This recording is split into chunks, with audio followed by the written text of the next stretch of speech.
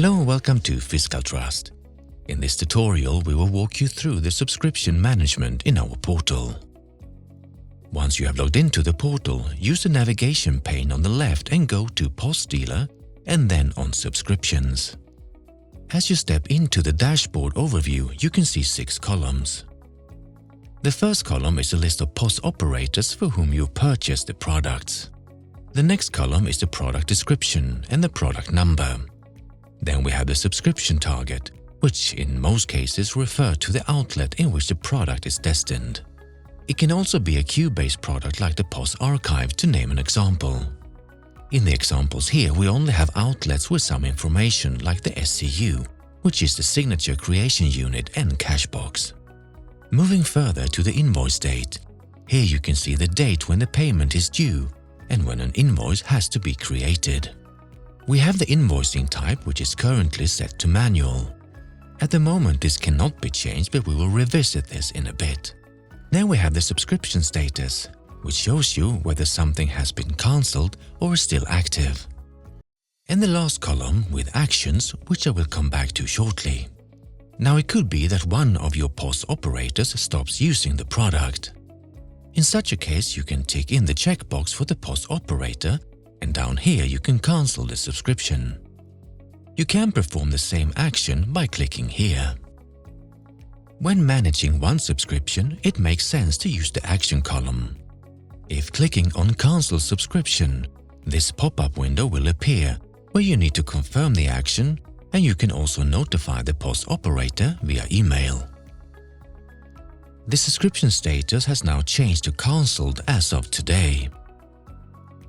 And we can also see the date when it will expire. A little side note, depending on the number of subscription you are managing, you have the possibility to use the filter here to get a better overview. Another scenario arises when a subscription is due for payment. In this case, if you're handling just one, it makes sense to use the action column.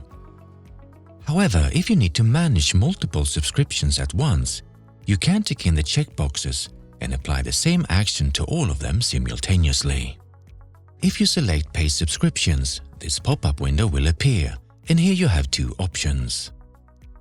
The first option, Create Quote with Dealer Package, is to create an invoice which will be paid as per normal.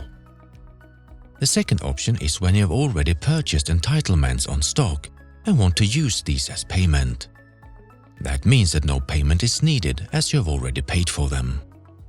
In this case, we just want to create a quote and pay for it directly. Once the quote has been generated, it will end up in the basket. We could perform additional tasks here, and once you are done, click on the basket followed by Checkout.